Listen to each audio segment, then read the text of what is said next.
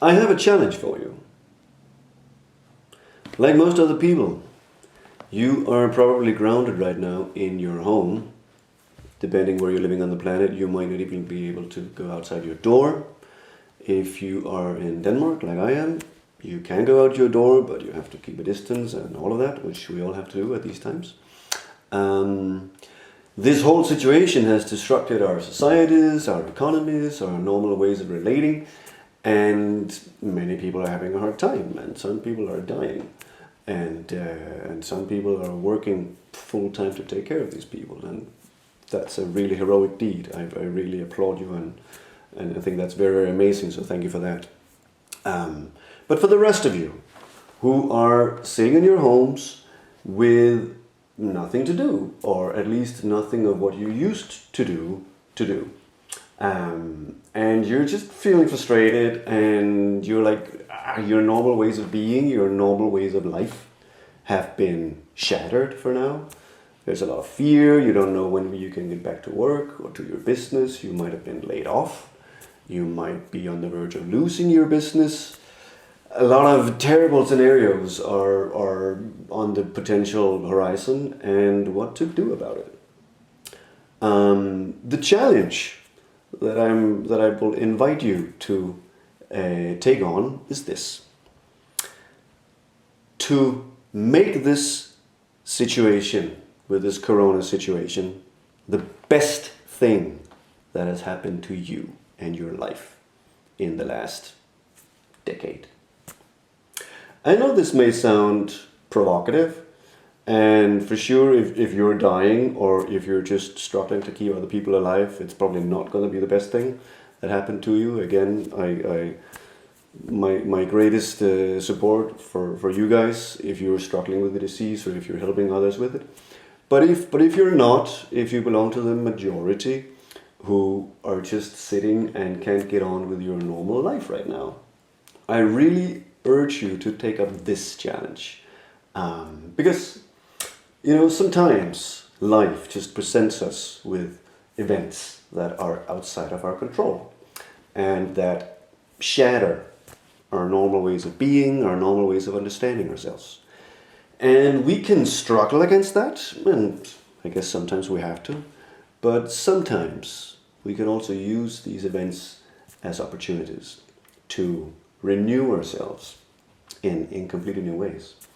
And let me just share for a moment what I discovered in this process, because I had a lot of time all of a sudden, so I focused on writing my book, which I'm doing.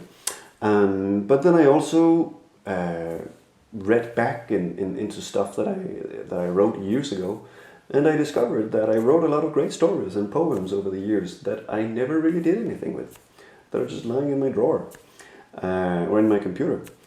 And my commitment now is that I'm going to share that, because I think it would be a really big pity if I died or from corona or something else without having shared that. So I'm going to do that in the time to come. If you want to check it out, you can follow me here on Facebook or whatever. That's my story, enough with that. What I want to say here is really just to urge you to take this as an opportunity. And maybe when you watch this video, I assume you're on Facebook now, maybe you should actually just turn off your phone.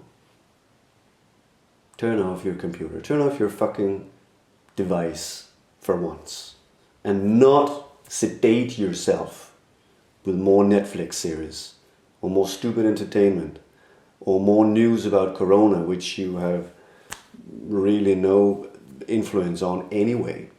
Maybe you should just turn it off. And if you live with your family, hopefully you're doing this already. If you're living with your family, take it as an opportunity to be together and be sincerely together and speak with each other and hug each other. If you live in the same house, then probably you will have given the virus to each other anyway, so I assume you can safely hug each other. Find ways, explore ways of being together in new and meaningful and really connected ways. Deepen your relations. Speak about the things that you don't normally speak about. maybe practice putting words to emotions that you don't normally put words on. Have some great sex if you're in a relationship. Sex is one of the greatest things we can do to boost our immune systems. So that's a fantastic thing to spend the time on in these times. And if you live by yourself, or even if you're with your family and you just have plenty of time, I'd really invite you to spend some time in silence. You could, if you're in a place in the world where you can actually go outside, go to some beautiful place in nature. Or even just sit where you are, lie on the floor, put some headphones on but with no sound, no music or anything. Just put them on so you block out sound. And lie on the floor and breathe. And sink into yourself and sink into the stillness.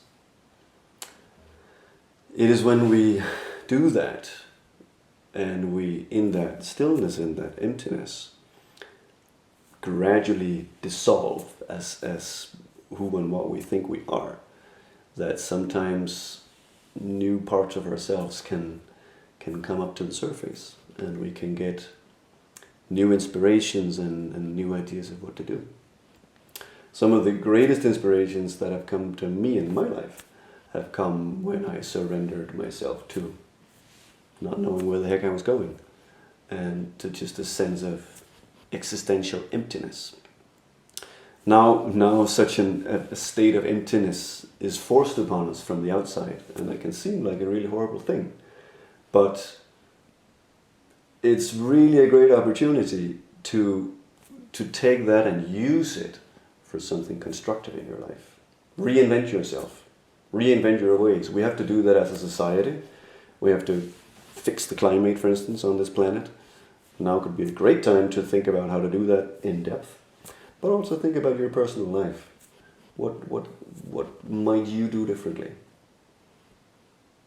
Maybe you have to speak to a good friend and say sorry for something you did in the past.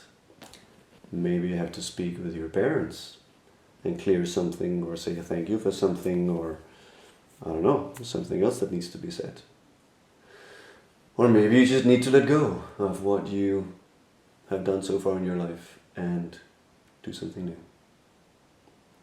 So, last thing I want to say is that there is, and I think this is actually a Chinese saying, this is kind of interesting, that when new winds are blowing, some people build cover and some people build windmills. So maybe ask yourself, do you want to build cover or do you build a windmill?